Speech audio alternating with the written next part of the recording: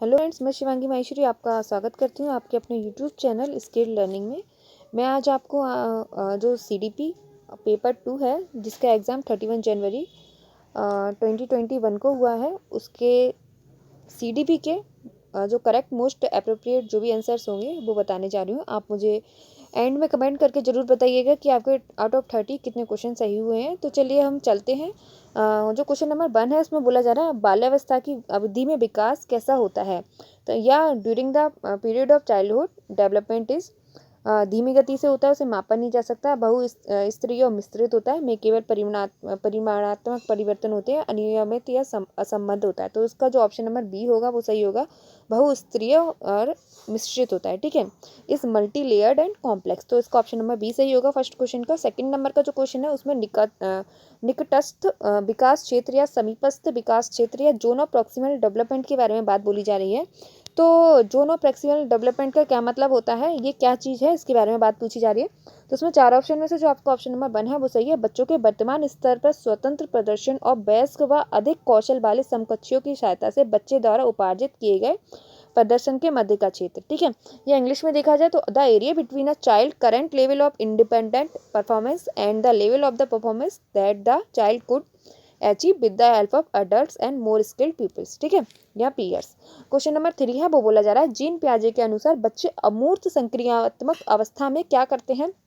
ये according to Jean Piaget childrens in formal operational stage. तो इसमें 4 ऑप्शन दे रखे हैं।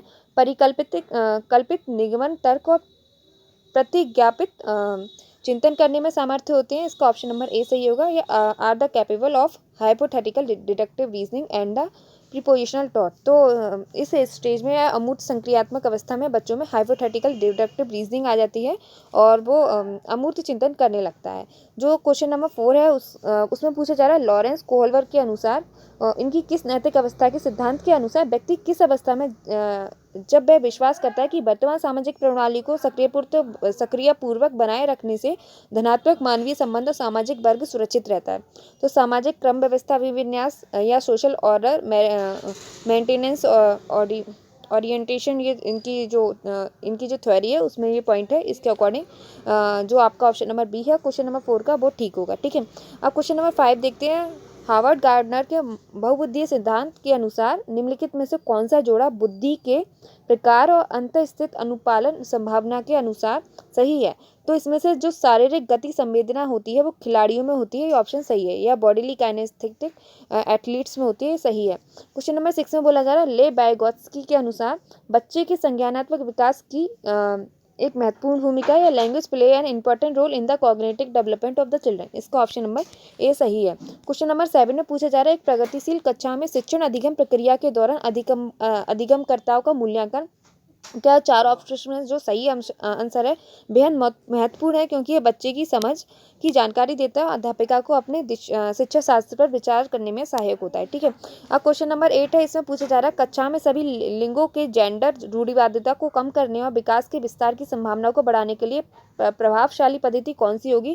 क्रियाकलाप के आधारित जो पद्धति होगी उसे हमेशा सबसे प्रभावशाली पद्धति माना जाता है। Forming mix sexual activity groups and promoting discussion. ठीक है, तो क्वेश्चन नंबर 9 है अध्यापकों को कक्षा में बहुभाषीयता को समझना चाहिए, एक गुण और साधन के रूप में समझना चाहिए। इसका ऑप्शन नंबर ए सही है। क्वेश्चन नंबर 10 में देखेंगे बाल केंद्रित कक्षा वह है जिसमें अध्यापक लचीला हो, प्रत्येक बच्चे को व्यक्तिगत आवश्यकता को पूरा करता हो। इसका ऑप्शन नंबर डी सही है। क्वेश्चन नंबर 11 में देखेंगे किस मनोवैज्ञानिक के अनुसार बच्चों के संज्ञानात्मक विकास में सांस्कृतिक उपकरण एक महत्वपूर्ण भूमिका निभाते हैं। ले बायगॉत्स्की का कथन है जो कि बिल्कुल सही है। इसका ऑप्शन नंबर से ए सही होगा। जो क्वेश्चन नंबर 11 आंशिक दृष्टि वाले विद्यार्थियों के लिए निम्नलिखित में से कौन सा अधिगम सामग्री उपयुक्त नहीं है। तो अगर आप ऐसा बच्चा जो मतलब विजुअली चैलेंज्ड है या वो कम देख सकता है तो उसके लिए छोटी मुद्रा वाली कार्यशीट या पुस्तकें सही नहीं रहेंगी। तो इसका ऑप्शन नंबर डी सही होगा। क्वेश्चन नंबर 13 में पूछा जा रहा है समावेशी कक्षा के पीछे अंतर्निहित विचार है। तो समावेशी कक्षा में क्या अंतर्निहित विचार होगा। दार्शनिकता के सभी बच्चों को नियमित विद्यालय की समान कक्षा में समान शिक्षा पाने का अधिकार है। अब क्वेश्चन नंबर 14 है। उसमें बोला जा रहा है प्रतिभाशाली और सृजनात्मक बच्चों की आवश्यकताओं को किस प्रकार संबोधित किया।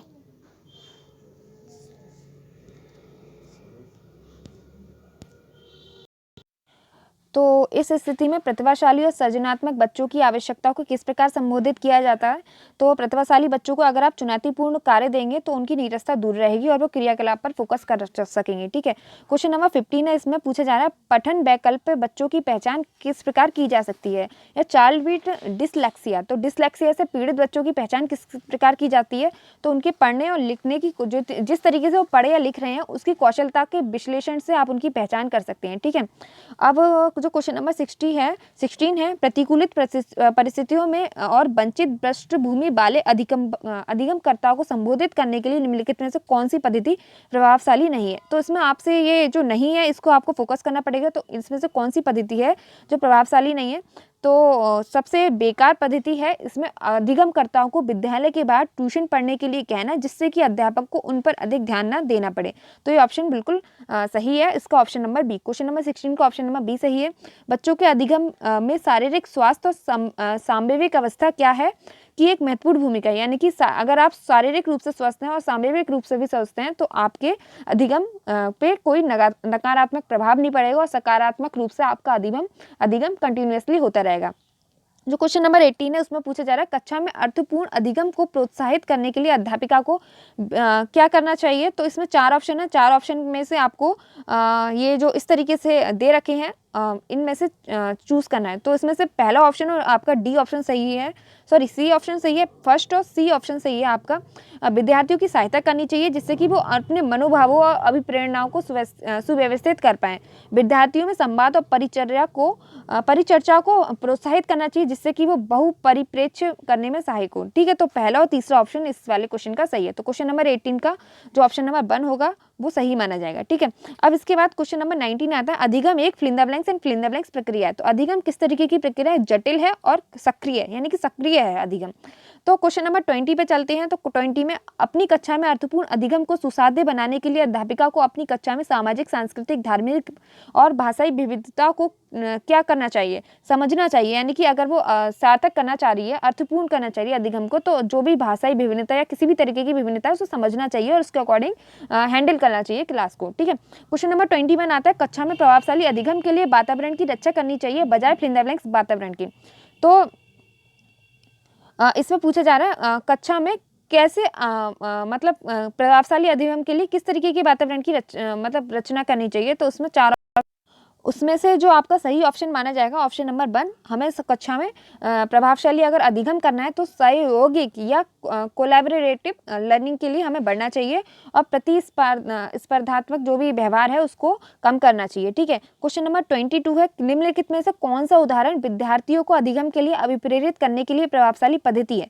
तो पाठ उपलब्ध कराना है, विशेषकर जब विद्यार्थी कोई नया कौशल सीख रहा हो, यानी कि स्कैफोल्डिंग देना। अगर कोई बच्चा कोई नया कौशल सीख रहा है तो उसको थोड़ी सी मदद दे देना जिससे कि जो विद्यार्थी हैं वो मतलब अपना जो कौशल है वो अच्छे से सीख पाए, उसकी टेम्परेरी हेल्प होती है पाठ। ठीक है, तो स्कैफोल्डिंग का मतलब है टेम्परेरी हेल्प। क्वेश्चन नंबर 23 पर जाते हैं बच्चों के चिंतन के विषय में निम्नलिखित में से कौन सा कथन सही नहीं है? तो नहीं पर फोकस करेंगे, कौन सा कथन सही नहीं है इसमें बच्चों के चिंतन के विषय में? Children can not think of concept on their own and the primary role of teacher is to be provide information. इसमें कहा जा रहा है कि बच्चे प्रत्यय को स्वयं नहीं सोच सकते जो और अध्यापक की मूल भूमिका उन्हें जानकारी उपलब्ध कराना है। तो जो कि बात गलत है और पियागेट के अनुसार अगर हम देखें तो बच्चे का अपना पूरा डेवलप्ड माइंड होता है, वो धीरे धीरे अपनी परिस्थिति के अनुसार सोचता है। ठीक है, तो ये ऑप्शन बिल्कुल गलत है कि बच्चे सोच नहीं सकते और टीचर उन्हें दिशा निर्देश देगा या जानकारी उपलब्ध कराएगा। इसके खिलाफ एनसीएफ है। ठीक है, बच्चों का विद्यालय में असफल होना किसको निर्देशित करता है? यानी कि अगर चिल्ड्रन फेलियर हो रहे हैं, failure of children in school is dependent on, ठीक है, किसकी मतलब क्या इसका रीजन हो सकता है? निर्देश करता है कि विद्यालय इन बच्चों की आवश्यकता और रुचियों की पूर्ति करने में समर्थ नहीं है। यानी कि अगर कोई बच्चा सफल नहीं हो पा रहा है तो इसका जो इसमें इसकी असफलता के पीछे जो मुख्य रोल होगा वो विद्यालय का होगा। ठीक है, तो क्वेश्चन नंबर 24 का बी ऑप्शन सही है। क्वेश्चन नंबर 25 में देखते हैं समूह में एक दूसरे को पढ़ाने और सहायता करने से बच्चे स्वयं की चिंतन क्रिया पर आक्षेप कर सकते हैं और संज्ञानात्मक क्रियाकलाप के उच्च स्तर तक पहुंच सकते हैं। ठीक है, तो इसका ऑप्शन नंबर सही है ए। ठीक है, तो क्वेश्चन नंबर 25 का ए ऑप्शन सही माना जाएगा। क्वेश्चन नंबर 26 पर आते हैं। एक फिलिंदा कक्षा में अध्यापिका अपनी शिक्षा शास्त्र व आकलन की विधियों को विद्यार्थियों की व्यक्तिगत जरूरतों के अनुसार परिवर्तित करती है। तो अगर कोई क्लास प्रगतिशील है तो जो अध्यापिका होगी वो अपने अधिगम शास्त्र की जो भी विधियां होंगी उनको विद्यार्थियों के अनुसार चेंज करती है। ठीक है, तो इसका ऑप्शन नंबर बी सही है। क्वेश्चन नंबर 27 पर आते हैं। क्वेश्चन नंबर 27 में बोला जा रहा है विकास के विषय में निम्नलिखित में से कौन सा कथन सही है। तो इसमें क्या सही होगा, बच्चों के विकास में बहुत सी सांस्कृतिक विविधताएं होती हैं। ठीक है, तो उन सांस्कृतिक विविधताओं के साथ बच्चों का विकास सक्रिय रूप से चल पाता है। ठीक है, तो क्वेश्चन नंबर 28 पे देखते हैं निम्नलिखित में से मध्य बाल्यावस्था की अवधि का मुख्य प्रमाण चिन्ह कौन सा है। तो मध्य बाल्यावस्था में बच्चे क्या कर सकेंगे, क्या वैज्ञानिक तर्क और अमूर्त रूप से सोचने की क्षमता होती है, पेशियों कौशल और समग्र शारीरिक वृद्धि का तेजी से विकास होता है। इसमें से चारों ऑप्शन में से जो सही है वो है तर्कसंगत विचारों का विकास जो कि प्राकृतिक रूप से मूर्त है। ठीक है, तो इसमें मूर्त विचार बाल्यावस्था में आ जाते हैं, तो इसका ऑप्शन नंबर बी सही माना जाएगा। क्वेश्चन नंबर 29 पे चलते हैं। बच्चों के सामाजिकरण में विद्यालय एक द्वितीय कारक है। ये सेम क्वेश्चन आपका सीडीपी का जो पेपर 1 था उसमें भी आया हुआ है। उसमें थोड़ा अलग तरीके से आया हुआ था, उसमें भी ये बात बोली जा रही थी जो विद्यालय वो द्वितीय कारक है और जो परिवार वो प्राथमिक कारक है। सेम यही क्वेश्चन यहाँ भी आया हुआ है। तो क्वेश्चन नंबर 30 देखते हैं। निम्नलिखित में से किस मनोवैज्ञानिक ने प्रस्तावित किया है कि बच्चों का चिंतन गुणात्मक रूप से वयस्कों की अपेक्षा अलग होता है। यानी कि जो बच्चे हैं वो वयस्कों के जितना सोच पाते हैं, लेकिन जो सोचने का तरीका होता है उनका वयस्कों से अलग होता है। ठीक है, यानी कि गुणात्मक रूप से अलग होता है, लेकिन सोचते वो भी अपनी समस्या को उसी प्रकार से देखते हैं जिस तरीके से वयस्क देखते हैं। ठीक है, तो इसका ऑप्शन नंबर ए सही माना जाएगा। चलिए आप मुझे बताइएगा कि 30 में से आपके टोटल कितने क्वेश्चन सही हुए हैं और कमेंट जरूर कीजिएगा। चलिए, thank you so much for watching it.